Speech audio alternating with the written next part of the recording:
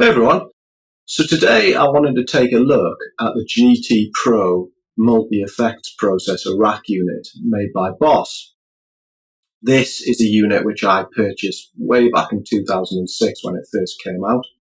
It's long since been discontinued now, but at the time it was the very best that Boss had to offer in terms of the effects and modelling capability on board. In fact, it was their top tier, most expensive flagship unit of the day. When you consider, though, more broadly speaking, where technology was back in 2006, 2006 was a time before the first iPhone was even in existence. Therefore, it might be reasonable to assume, if not expect, that the GT Pro has long since been surpassed by the performance and usability on some of the more modern effects and modeling units on the market today. So this is one of the angles I wanted to look at it from, is to consider, does it still sound good compared to those more modern units? And does it still have utility today? And if so, how much? Further to this, I simply wanted to test it to see what it sounds like, but also to look at some of the more key features on board, which I think still do perhaps make it relevant today. So with that said, I'm going to jump in and see what it's like. I'm going to firstly go through sounds presets from mostly the first bank of 10, and these are not going to be edited, so they're going to sound exactly as they did or do straight out of the GT Pro as it was back when I bought it way back in 2006. So let's get into it.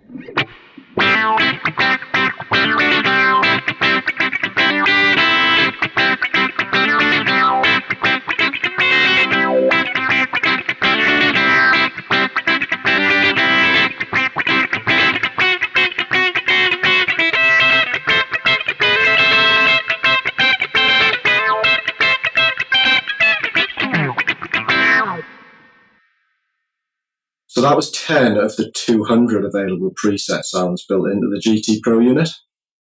Straight off the bat then, that gives a good indication that there's going to be something for pretty much any playing style within it.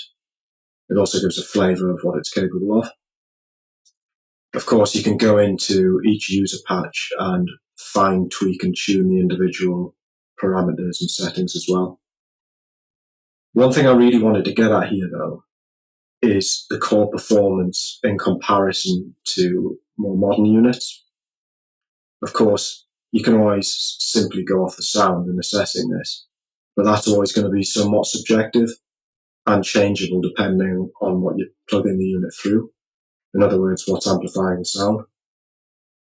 What I did next, therefore, was to look at the spec of the GT Pro in some detail and then compare it to the current range of Boss effect units, which are out today. And in doing this, it became apparent that the engine in the GT Pro is more or less the same engine that's in the current GT100 floor-based Boss unit.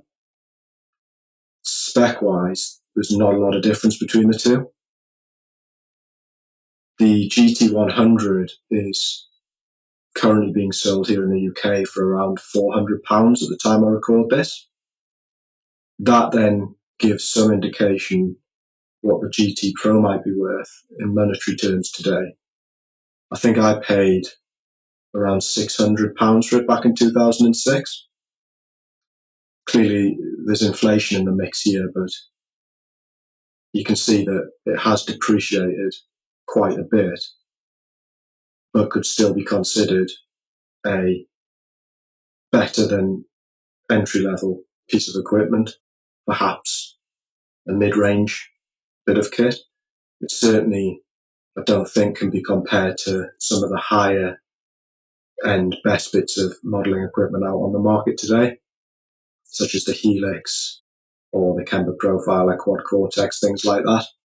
One feature the GT Pro has, which I think still make it very relevant and usable today, is the DI output on the back. What having this feature means is you can use the GT Pro for all your process sounds, so modelling and effects, etc., that you usually would, but also take a dry signal, a completely unaffected signal, out as well to either use in tandem or later to either reamp or to put through any plugins or VST software that you have. Coupled with the fact that the GT Pro is a rack-based unit rather than a floor-based unit, I think this makes it still very good in home-based recording setups. I would stress, though, that Roland, who owned Boss, stopped updating the drivers for it a number of years ago. So unless you are using a older operating system, I'm not sure whether you could still use the USB output on it. That said, a good interface these days you can pick up for around £100 or dollars, and it could be argued that a unit like the GT Pro is better off going through an interface anyway. So in a scenario that I mentioned before where you're taking a dry and a wet signal, you would simply put them in different channels in your interface, and I think that would be almost a better option anyway. I know a lot of Helix users do this despite that being a modern bit of equipment. In terms of the sound on the GT Pro, I've always thought that it performs better on the clean and the modulated effects. That's not to say that the high gain sounds aren't good on it. It's just having used some of the modern plugins like the Neural DSP archetype stuff, I find them to outperform it. But again, if you were taking the dry DI output, you could potentially use both together. So I want to demonstrate a really useful setting on the GT Pro now called manual mode. And this is good because it allows you to toggle effects on and off rather than switch between preset sounds. So typically when used with the pedal, switching will change the presets and the banks, which will in turn change the amp model every time, so you're potentially getting a completely different tone.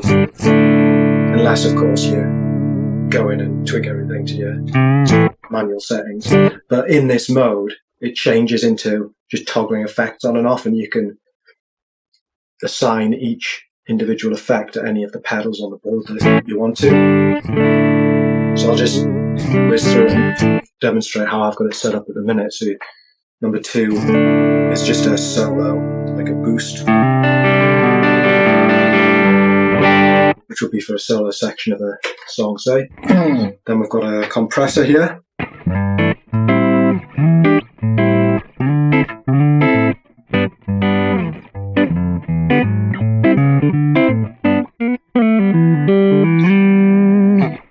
Not very useful in its own right, or interesting, I should say. Very useful, not very interesting in its own right. But inside, I'll demonstrate, you can actually change each of the parameter settings a lot, so you can fine tune it. Everything you'd expect to see on a compressor is in there, so the tax is staying. And that level of flexibility and control is available on any of the individual effect pedals. Next we've got, you can see them being turned on and off on both the unit and the pedal. Next we've got the overdrive.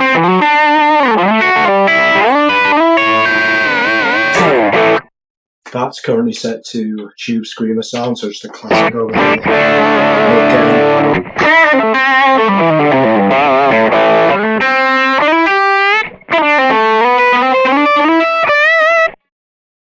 But we can change that and go for something else. Like here, you'll see some classic overdrive. And there's the rat pedal, which is more fuzzy.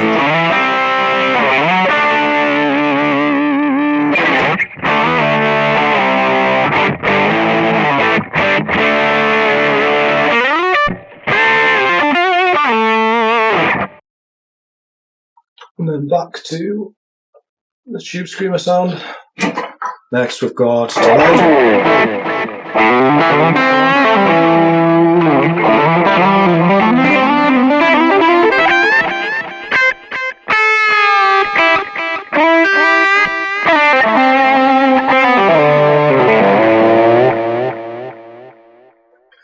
Then we have the wah, which is hard to demonstrate.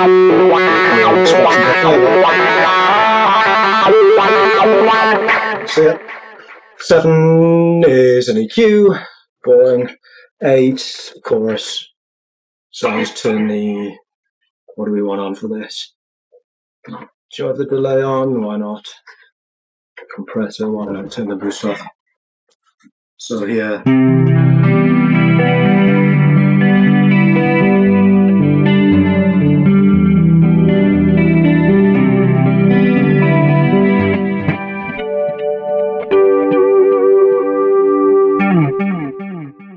Very nice. The FX1 and FX2 sections are where all your weird and wonderful effects are assigned. So, for example, what have I got on here? Wave synth settings. So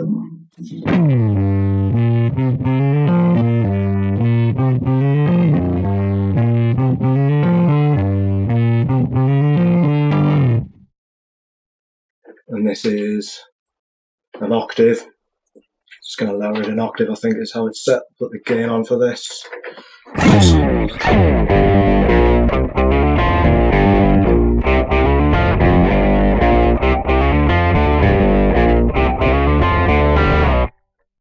So then, if we just switch to the setting here and see what other effects are available. So like a rotary speaker.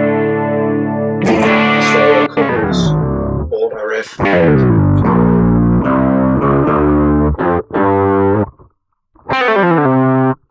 It's triggered by you pick attack that, and you can change the settings. I've never really used it, to be honest. Acoustic simulator, all sorts of harmonies. Got no idea how this is set to.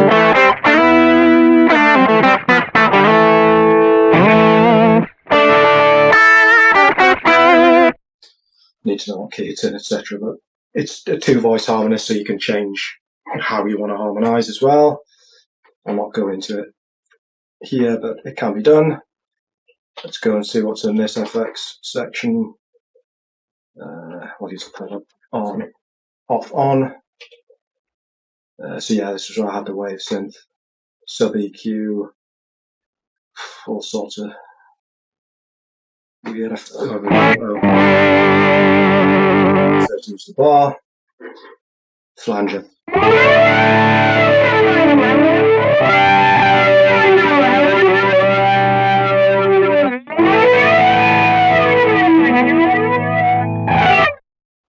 All very good and very useful. So in summary, looking at the GT Pro, it clearly is no longer the high-end piece of equipment it was back in 2006.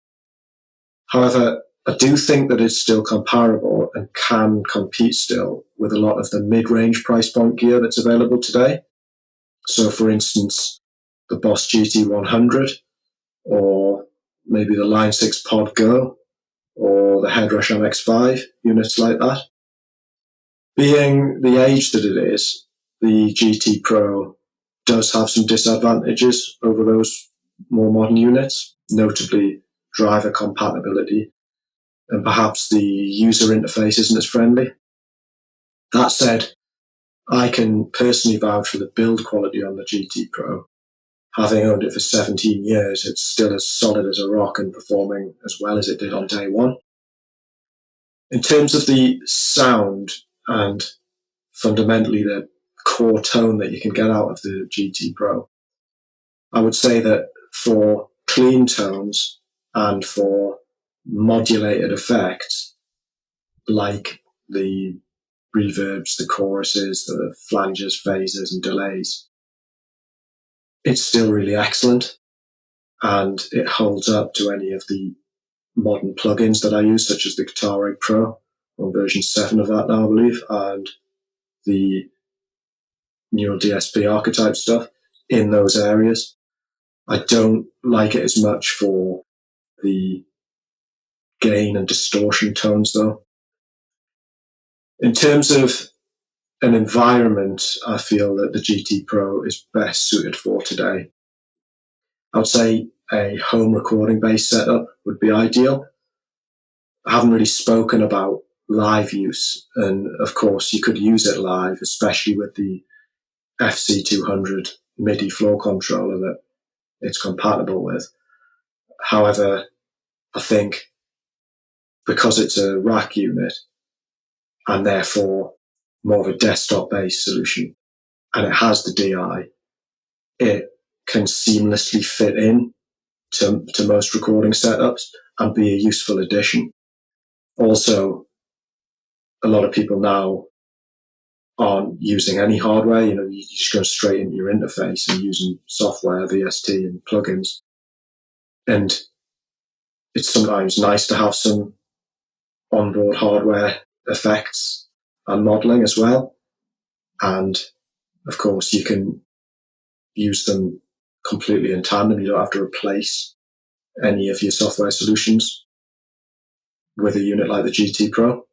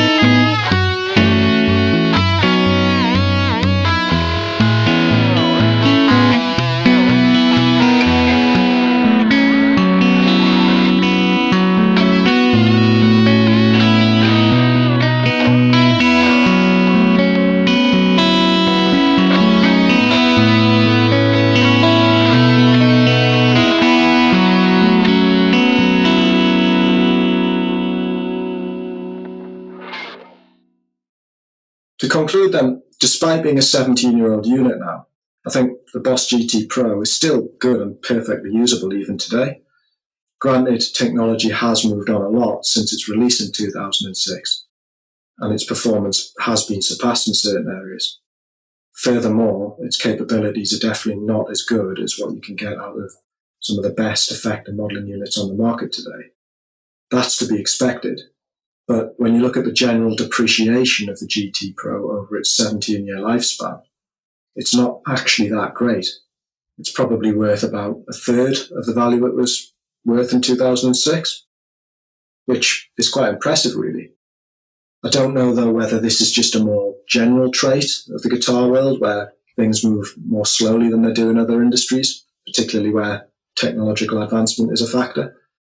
I don't know, but I'd be interested to hear if anyone has any older bits of effects or modeling gear themselves that they still use or have nostalgia for. Perhaps post it in the comments. But anyway, thanks very much for listening to my musings on this subject. I appreciate it, and I'll catch you again soon.